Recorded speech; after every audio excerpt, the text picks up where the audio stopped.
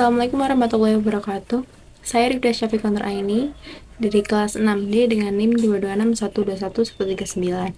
Saya ingin menjawab pertanyaan tentang UAS metodologi studi Islam nomor 1. Adapun pertanyaannya yaitu apakah perbedaan antara pendekatan budaya, antropologis dan sosiologis dalam MSI atau metodologi studi Islam dan bagaimana implementasi ketiga pendekatan tersebut dengan disertai contohnya.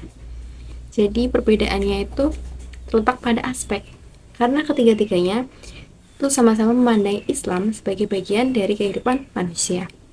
Yang pertama yaitu tentang pendekatan budaya. Jadi seperti yang saya katakan tadi, bahwa perbedaannya ada pada cara memandang Islam sebagai bagian dari kehidupan manusia.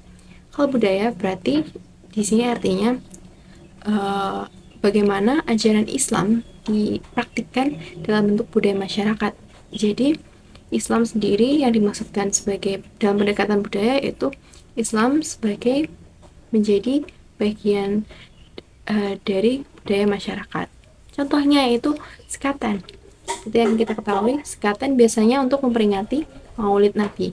Dan Maulid Nabi kita bisa melihat banyak sekali tradisi, seperti mungkin ada acara pasar malam, ada gamelan dan lain-lain, yang kemudian itu adalah dasarnya adalah dari budaya yang kemudian disisipi nilai Islam yang berupa peringatan Maulid Nabi. Jadi begitulah Islam dan budaya saling berdampingan berhidup dalam kehidupan dan menjadi bagian dari kehidupan manusia.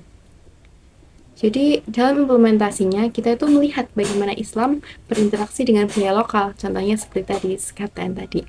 Jadi jika meneliti tradisi, kita tidak langsung menyalahkan bahwa Islam dalam tradisi itu adalah bid'ah, karena itu sebenarnya kurang tepat. Dan yang kita lakukan adalah mencoba untuk memahami kenapa masyarakat melakukannya dan apakah maknanya bagi mereka, dan bagaimana Islam bisa mempengaruhinya. Begitu. Yang selanjutnya itu ada pendekatan antropologis.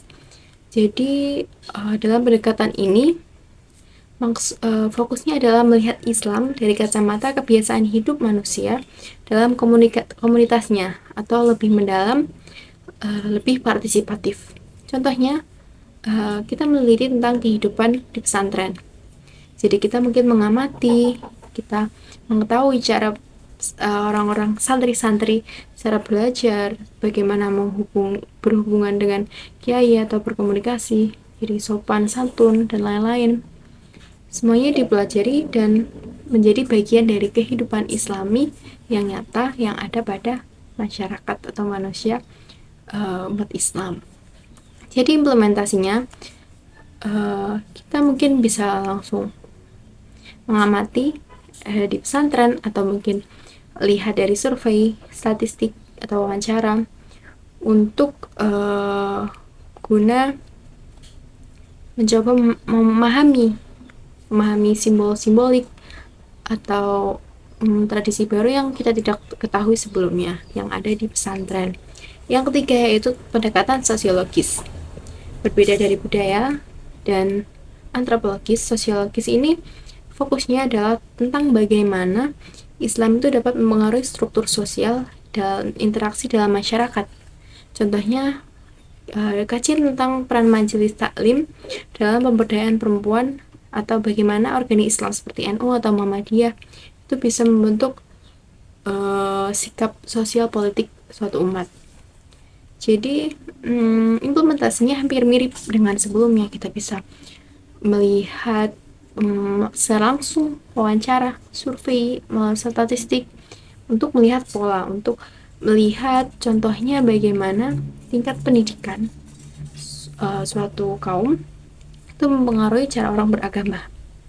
Kemudian atau kita untuk melihat pola konflik yang ada terjadi pada konteks sosial tertentu, bagaimana